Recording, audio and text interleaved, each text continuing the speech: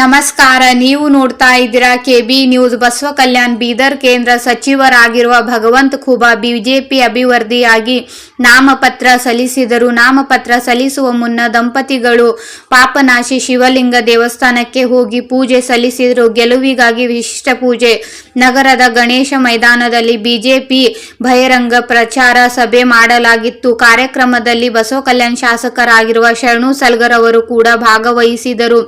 ಈ ಕಾರ್ಯಕ್ರಮದಲ್ಲಿ ಮಾತನಾಡುವಾಗ ಭಗವಂತ ಖೂಬಾ ಅವರು ಕಾಂಗ್ರೆಸ್ ಪಕ್ಷದ ಈಶ್ವರ್ ಖಂಡ್ರೆ ಅವರ ಬಗ್ಗೆ ಕಿಡಿಕಾರಿದರು. ತಂದೆ ಹಾಗೂ ಮಗ ಇಬ್ಬರು ಸುಳ್ಳಿನ ಪರದೆ ಸೃಷ್ಟಿಸಿದರು ಎಂದು ಭಗವಂತ ಖೂಬಾ ಅವರು ಕೆಂಡಾಮಂಡಲವಾಗಿದ್ದರು. ನಾಮಪತ್ರ ಸಲ್ಲಿಸಿ ಬರುವಾಗ ಗೆಲುವಿನ ವಿಕೃತಿ ತೋರಿಸಿ ಗಮನ ಸೆಳೆದರು.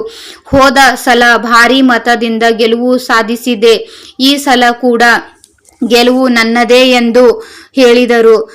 ನಾಮಪತ್ರ ಕಾರ್ಯಕ್ರಮಕ್ಕೆ ಬರೋಬ್ಬರಿ 10,000ಕ್ಕೂ ಹೆಚ್ಚು ಜನ ಸೇರಿದರು. ವೇದಿಕೆ ಆರೋಪ ಪ್ರತಿ ಆರೋಪಕ್ಕೆ ದನಿಯಾಗಿದೆ. ನೋಡ್ತಾ ಇರಿ ಕೆಬಿ ನ್ಯೂಸ್. ಮತ್ತೆ ಸಿಗೋಣ ಹೊಸ ಸುದ್ದಿಯೊಂದಿಗೆ. ಈ ಜನಸಾಗರ ಜಯಘೋಷದೊಂದಿಗೆ ಬರ್ತಾ ಇದ್ದಾರೆ. ಅವರಿಗೆ ತುಂಬ ಹೃದಯದಿಂದ ಸ್ವಾಗತ ಬಯಸ್ತಾ ಇದ್ದೇವೆ. ದಯವಿಟ್ಟು ಬೇಗ ಎಲ್ಲಿ ನಿಂತಿದ್ರು ಅದೇ ಸ್ಥಳದಲ್ಲಿ ನಿಂತು ಬಿಡಿ. ಈಗ ಒಂದೇ ಮಾತ್ರ ಗೀತೆ ಇರುತ್ತೆ, ದಯವಿಟ್ಟು ಅಲ್ಲೆಲ್ಲೇ ನಿಂತು ಬಿಡಿ.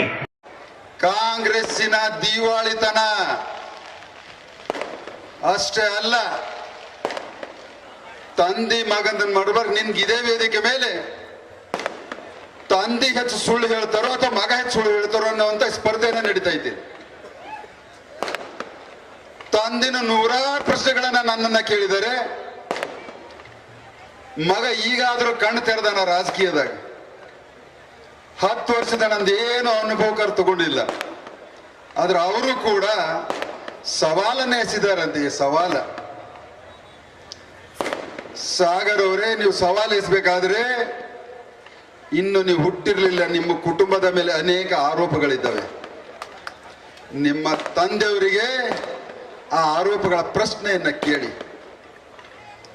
ಇವತ್ತು 65 ವರ್ಷದಿಂದ ನಿಮ್ಮ ಕುಟುಂಬ ಈ ಭಾಲ್ಕಿಯಲ್ಲಿ, ಬೀದರ್ ಜಿಲ್ಲೆಯಲ್ಲಿ ರಾಜಕಾರಣವನ್ನ ಮಾಡ್ತಾ ಇದೆ. ಬೀದರ ಜಿಲ್ಲೆ ಹಿಂದುಳಿಲಿಕ್ಕೆ ಏನಾದರೂ ಕಾರಣ ಇದ್ರೆ ಈಶ್ವರ್ ಖಂಡ್ರೆ ಕುಟುಂಬವೇ ಕಾರಣ. ಘಂಟಾಘೋಷವಾಗಿ ಜಿಲ್ಲೆಯ ಜನತೆ ಮಾತಾಡ್ತಾರೆ. ಅಷ್ಟೇ ಅಲ್ಲ, ನನ್ನ ಸಾಧನೆ ಏನು,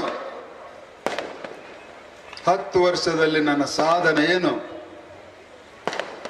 फिर एक बार बोलता हूं, ईश्वर खंड्रे कान खोल के सुन लेना. तुम्हारा मुख्यमंत्री को लेके आना, 1 हफ्ता समय लेकर के 1 हफ्ते तक केंद्र सरकार का योजनाओं का यहां पर अनुष्ठान किया हुआ सारे के सारे साधन मैं आपको मुख्यमंत्री को दिखाऊंगा.